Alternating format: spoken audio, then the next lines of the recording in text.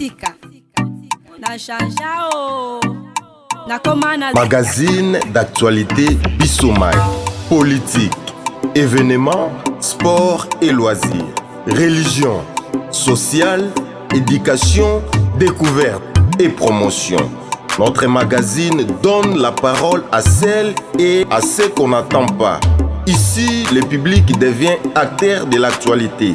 100% balabala please. Mbote na bino nyonso bozuli baku elamu ya kolanda numero ya Bissoma ya mokolo mwalelo tofongola bansango na biso kuna na Sénat likita ya motoba esalamaki na Palais du Peuple na bokambami ya Jean-Michel Sama Lukonde pona kosenga koyoka ministre ya plan pona projet ya recensement général ya bato. Boyebi ete likambo ya recensement uta mobutu oyo ezali recensement ya mibale oyo tolingi tokende na yango na kati ya ngumba ya Kinshasa.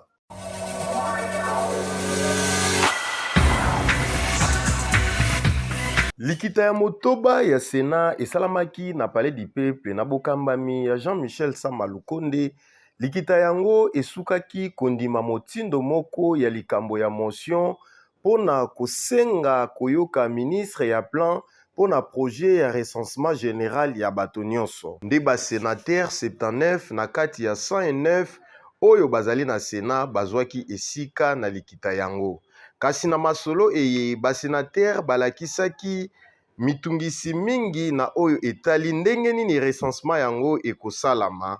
Bamosusu balobaki ete ekoki kozala mikakatano mpona kozwa badone ya solo mingi na parti este ya mboka epai bozangi kimia ezali.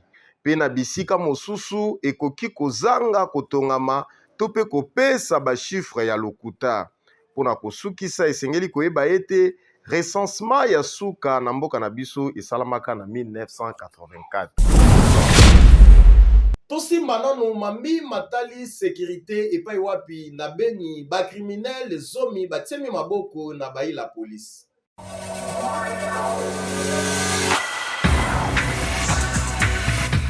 Ba criminel zomi balakisami epai ya commissaire provincial ya la police kuna na Beni. Batu zomi oyo ezali misala ya service spécialisé nde etiaki bango maboko pona makambo ya bokoteli bato na bandako pe ya boyokani ya kobombana na batomboki ya ADF. Commissaire adjoint Makamba Dieudonné, mokambi ya la police ya Nord Kivu, alobaki ete bato oyo bakotinda maliboso ya bazuzi pona koyanola na misala na bango. Vice-premier ministre Oyazali na mokumba ya sécurité intérieure Jacquemaine Chabani abandi kobetama na motion ya défiance tozwa ba détail n'elema oyo.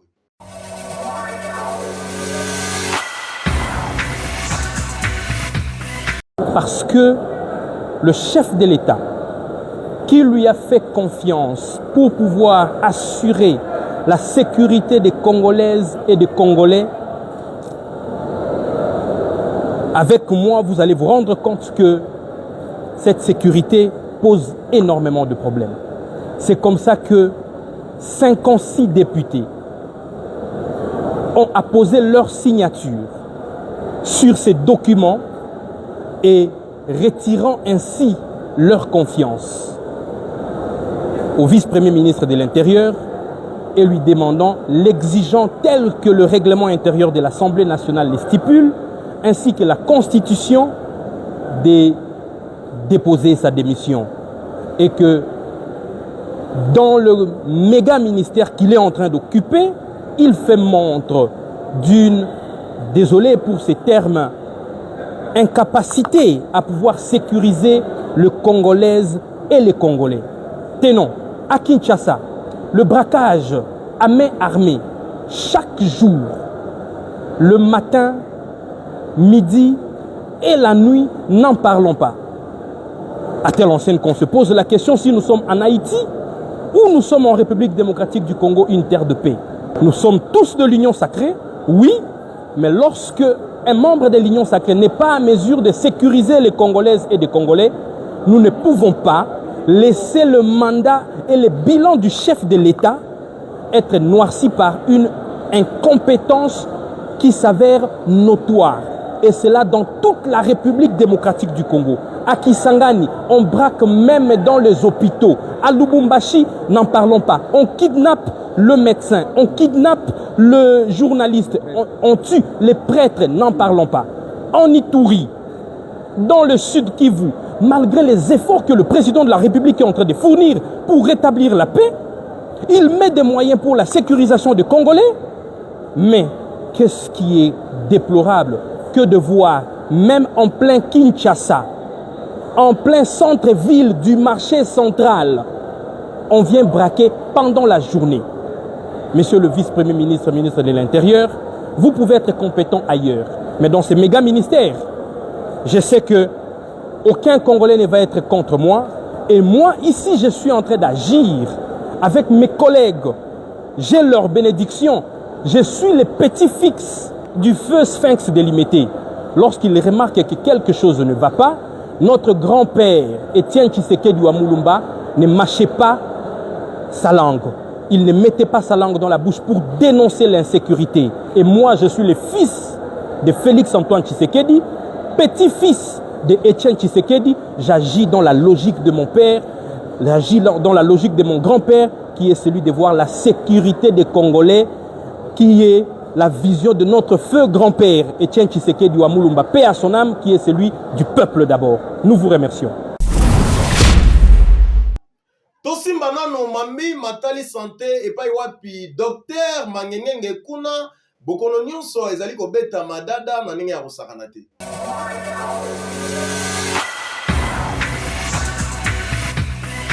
Nazosilisa maladi oyo balobi ya VIH, otolobi sida. Même okomaki na niveau nini nakopesa yo A60 nasali bino kisi na kombo ya A60 okozonga normal ndenge moto azalaka. Bino bato boza na problème ya mabota ezala na koto mwasi to na koto mobali nasaleli bino kisi na kombo ya A45. Même osokotaki ménopause, même bakata batrompe soki oye epa nanga ozwi A45 directement okomi mwasi ya mabota. Yo papa to yo mama olobelaka partenaire na yo kasi esimbaka te olinga banda koyokelaka yo yaka epai nanga docteur Mangengenge ayeli bino solution. To moto na yo akenda poto operdra moto na yo akenda mwasi na yo to mobali na yo moko bozalaki kovivre oza na posa ya kozongisa ye bozonga na bozala en contact. Contactez ngai yaka na centre toutes sortes ya maladies etangami ya opération hernie, appendicite, fibrome, kyste, myome. Otambolaki on a problème ya cirrhose du foie kasi soki solution te yaka epa na docteur Mangengenge na kopesa yo solution kaka na mokolo ya mokie. Mbasu ya niveau nyonso na dosilisa même eumeli na niveau nini, cancer même eumeli na niveau nini, problème ya liboma balie bino bambongo mpona moto ya liboma, épilepsie ndenge moto akweyaka 30 fois na journée, maladie ya oke na dosilisa ngo na mokolo moko. Yo moto ozali na problème ya maladie ya pema to mama olingi ozongisa kimoseka na yo ozonga moseka lokola moseka yaka pa na docteur Mangengenge na kozongisa moseka na yo na mikolo ya kotanga mwana mwasi olingi ofandisa taille okoma taille za lokola dessin lokola ya guitare yaka pa na docteur Mangengenge na sana biloko ya solo ba massage ezali la machine ezali ba produit ezali oyo kosala yo poko za la malamu. Épilepsie ndenge moto akweyaka 30 fois na journée osespetaka ye mais awanga contacte numéro na ngai na kopesa bino kiso na benga ngo na kombo ya Emma. Soki olingi kozwanga facilement na zwami na komini ya Matete ozwi transport ya Matete oyebisi chauffeur atika yo na rond-point ya Kintambo. Numéro na ngai ya téléphone plus 243 82 17 40 330. naye awa po naye kopesa na docteur oyo atretaki ngai merci na ndenge azongisi ngai mutu mpo ngai nde naza bona nazalaki ebembi po soki oza na sida yebaka oza moto akokufa po bato bayoko balobaka sida esilaka te.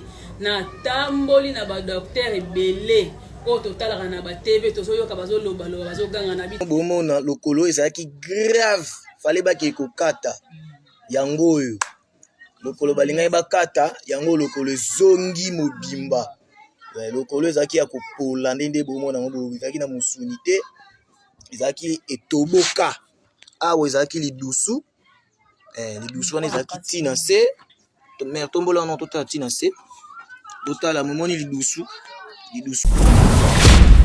totikala kaka wana na sante epai wapi munganga Mathieu asengi na bato nyonso ya mitema malamu badepute ya Tchangu baeli ya Tchangu bopesa mwana mboka Mathieu maboko mpona kosilisa ndaku oyo apesi na population ya Kimbanzeke mpona mayema tali bokono.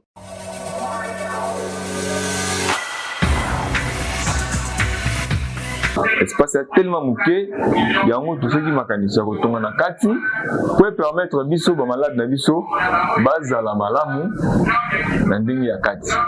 Bon, ce qu'on a zo na couloir. Oui, merci.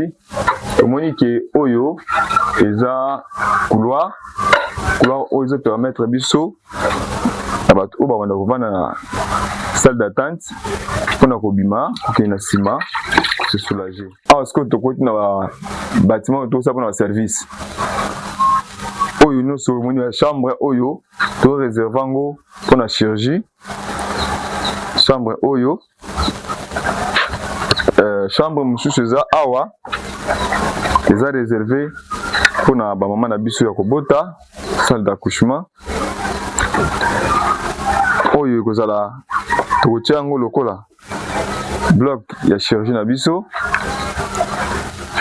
Awa tokotia yango maternité oyo eza grand couloir oyo kopermettre biso soki moto akoti na couloir oyo autini libanda centre liboso ya centre abimi awa aza facilité ya korejoindre baservice nyonso oyo malade ne azali. Et puis couloir oyo permettre biso lisusu kokende kobima motu so aza mposa ke se soulager aki na nsima kuna. Projet na biso ezosenga nde makoki, ezosenga makoki po permettre biso tosilisa tosunga communauté na biso ya Kimbanzeke. Centre na biso ezo aider ba personnes vulnérables ebele yango tomonaki ki ete sengeli tokomisa yango ekoma monene me kasi makoki nde ezoboma biso na bandi bomoni ba image ndenge tozotonga totongi déjà à 60% oyo totongaki tomandi fondation les tons ti tokomi déjà likolo mais finition ekomeli biso problème parce que makoki ekomi mokie yango tozobeta mbela na bato ya motema malamu bayeba ko soutenir biso po biso pe to soutenir communauté na biso. Bato nyonso bakomona ya image oyo mitema etuti bango bayeba ko sunga biso po to avancer na projet oyo toza nango. Tozali na Kimbanzeke précisément Kimbanzeke cimetière. So komi na Sainte-Thérèse okoti ozomata cimetière oleki Wenzangandu soki okomi kaka na ndaku ya vert tuna nazoluka centre de santé unique médical tozaka non loin ya Goudron na viluka numéro 45. Soki pe olingi o contacter biso na 089 875 77 wana eza numéro na nga moko kombo na nga Mathieu Kipupila Mpwasa promoteur ya centre de santé unique médical. Tovanda kaka wana na mambi matali santé boyebi ba fruits pe légumes ezali biloko ekontribuaka makasi na santé ya moto yango na biso mage lelo tolobeli mbuma pe ba légumes.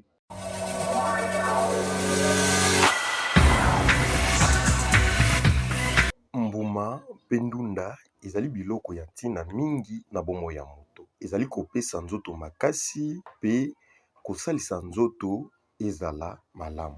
Mbuma pe ndunda ezali na vitamine ndenge na ndenge. Lokola vitamine A, C pe vitamine E wana esalaka nzoto ebundisa maladi pe ekola malamu. Ndakisa mbuma lokola banana, orange pe paipai epesaka makasi pe esalisaka makila etambola malamu. Ya mibale ebundisaka bokono. Moto oyo aliaka mingi mbuma pe ndunda azali na likama moke kozwa maladi lokola tension, diabète pe maladi ya motema ezali lokola lopango ya liboso mpona kobatela nzoto. Ndunda ezali na fibre mingi. Fibre esalaka na digestion ekitisaka constipation pe esalaka ete libumu esala malamu. Bongo ya minei ebongisaka loposo pe nzoto mobimba, mbuma pe ndunda epesaka nzoto mai mpe biloko ya kosala ete loposo ezala malamu. Pete pe kitoko ezali pe kosalisa na kokitisa bokono ya loposo. Bongo mpona kosukisa maloba ya suka ezali malamu ete moto nyonso aliaka mbuma mpe ndunda mikolo nyonso, ata soki ezali moke ezali na litomba monene mpona nzoto kolia malamu ezali kobatela bomoi.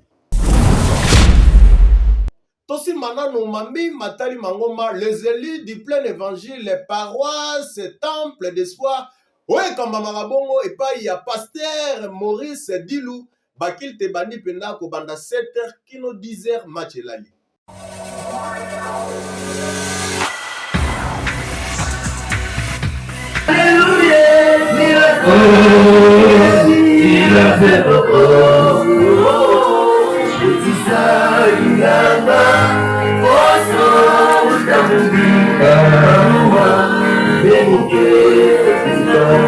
Église les élus dédiés du plein évangile, paroisse, temple d'espoir, oye kamba makabongo epai ya pasteur Maurice Dilou. Dimanche le 5 avril boyeba ete ezalaki mokolo ya célébration ya lisekwa ya Yesu. Kilt ebandaki na adoration pe louange. Après koleka na ba forte moment ya adoration pe louange, ezalaki moment ya mateya. Bongo sima koleka na moment ya prédication, bayaki kozala na service ya Sainte Seine.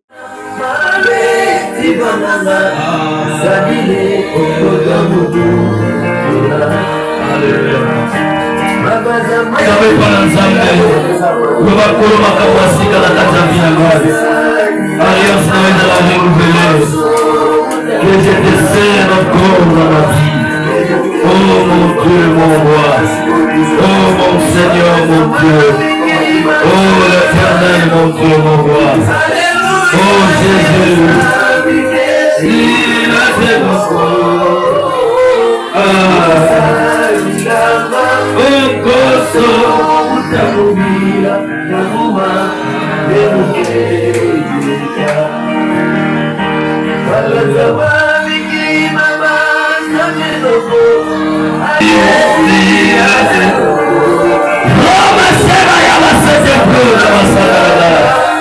Recevez la puissance de Dieu, recevez la grâce de Dieu, vivez les moments importants dans votre vie.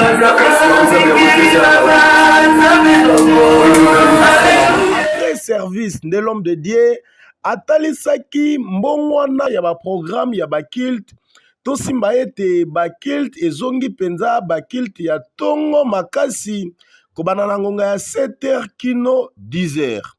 Pe asengi na bato bazali na pasi pe bazali na bisika ya kosambela te, baya na église les élus de Dieu du plein évangile, paroisse temple d'espoir oyo ezwami na avenue Nzeludia numéro 35 na quartier Biela na commune ya Kimbanseke. Topé okoki kobenga l'homme de Dieu na numéro plus 243 89 55 70 614. Shalom, shalom, peuple de Dieu, shalom, Bakinois, Bakongolais,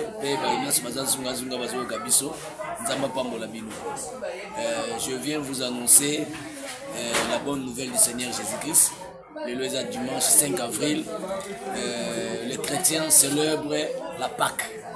La Pâque, actuellement, pas comme à l'Ancien Testament, actuellement, la Pâque, c'est notre Seigneur Jésus-Christ qui a été immolé, qui s'est donné lui-même pour nous. Ami pesa ki mbeka pona biso to célébrer kufa na ine kuluzu ndeto koma balongi to kangolama totalement pas pour makamususu muto sala before non to kangolo mi penza il a effacé l'acte que ces ordonnances nous condamnaient. Tika nzambe ya pambola bino bonne fête de Pâques partout et pas ibozali bana na nzambe ya mukimo bimba ba chrétiens, ceux qui croient au Seigneur Jésus-Christ. Toi qui n'as pas encore écrit au Seigneur Jésus-Christ, nazo invité yo na obenga yo ndima Yesu lokona mokonzi ko mobikisi akokangola yo. Si vous n'avez pas l'église, venez nous visiter dans notre église, les élites de Dieu du plein évangile, paroisse Temple d'Espoir, l'habillé là, les Tolbarata Unioso, vous en avez connu les Moussous, comme à la place Sainte-Thérèse, il y a des motos, et comme Mayoti, na Temple d'Espoir, Awa, na Nzeloudia numéro 35, quartier billet là, Nzeloudia numéro 35, na commune à Kimanseke, Tatanzamba Pambola Bino. Je profite de cette occasion pour vous annoncer notre changement d'horaire. Il y a quitte Nabiso dimanche. Vraiment, c'était aujourd'hui notre premier kilt de changement d'horaire. C'était génial. Batoubaye et Belé, climat Kitoko, que Dieu vous bénisse. Donc, kilt Nabiso changé. Au lieu de 9h à 12h, maintenant nous sommes 7h à 10h. 7h juste à 10h. Nous sommes dans la présence du Seigneur. Il y a qu'à vous visiter Bissokola au Pamolayo, mardi de 6h à 8h, puis jeudi, vendredi à partir de 17h. Zamba Pamolabino. Toujours dans notre contact, nous avons besoin de Bisso 089 55 70 614. WhatsApp et Zalika AP numéro 089 55 70 614. Tata Nzamba Pamolabino et pas Yosu Mizali. Nous avons un souci moko, il kamo ozo tumisayo. Biso et le monde en Zambie. Merci. Boyebike avril les poisson d'avril les belé et bangi sarakasi bakongomani bakobaka kaka kopesa basango ya lokuta pe basango ya mabe boyebike batambwisi sango ya liwa ya vie gaou qui a kufi or en réalité vie gaou a kufi na été.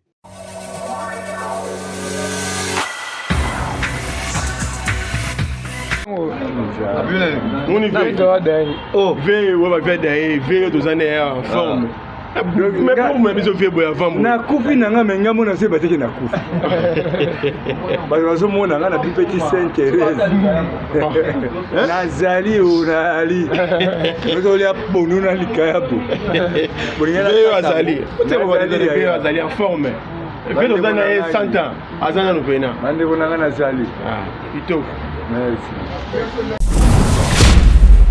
Kinshasa ye maître Papito Kosimao ayeli biso mobange na centre de formation bazali bongo basé na domaine ya mécanique générale mwana mboka ndimela ngai bavandisa masolo isika wana papa mama esika nyonso ozwami soki ozali na mwana ozali na posa yeba mosala oyo konyokwama te centre de formation Pichen ezali nango bongo mosika te ezali bongo na ville province ya Kinshasa na district ya Changu na commune ya Kimbanseke mwana mboka esika nyonso ozwami zwa kaka mutuko ezali kokende njili Sainte-Thérèse soki okomi na Sainte-Thérèse zwa moto oyo ezali kokende na Dokolo soki okomi na Dokolo ezali susu esika ya kobunga te tuna kaka garage Pichen musala nde musala kuna nde kisalu nde kisalu bongo ngai maître Pichen oyo bayokaka na Kimbanseke na Dokolo ngai on a un garage na avenue Nzenzalanga référence dans les Dokolo so comme na Dokolo tuni maître Pichen ba l'action balmo pas maître Pichen nazo formé bana na mécanique les occupés agité bana belé pe ba bimi ba sali ba garage lelo na génération on nazo formé bango ye tant que bana esengi basala musala ya mabe oyo ya kuluna obeba désordre nga nazo bango na kadraka bango tant que jeune Pichen formaka bamikolo na forme pe bana mike nazo forme nazo kipete oyo nyonso aza na mwana na ndako wana besoin awa yokola mosala aye otika ye awa abanga te ta mwana aza te ti aza nini mpa na ngai eza na problème te napezaka bango nyonso yango wana oyo napesi message mingi yango wana mama kalima eza 207 Spiter presque Mercedes yango nalobi bien na baparent oyo baza na bana na ndako babanga te batinda bana na bango pa na ngai eta oyo atangi na oyo atangi te oyo ayebi kokoma te na oyo ayebi kokoma okreye ba désordre baotika bango pa na ngai baoyeba mosala fidélité ya biso na bino ezalaka na bavideo du jour oyo totielaka bino toboka nano miso na ngambo ya masini video du jour nini totie mokolo ya lelo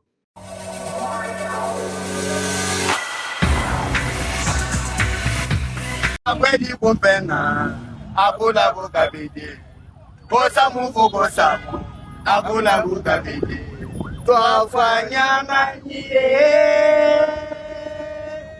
ya kuna biachana na mama.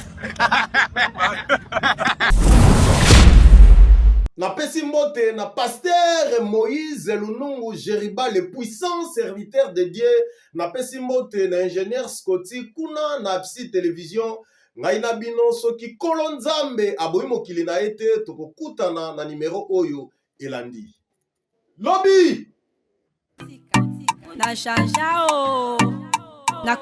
Magazine d'actualité Bissomai. Politique, événements, sport et loisirs. Religion.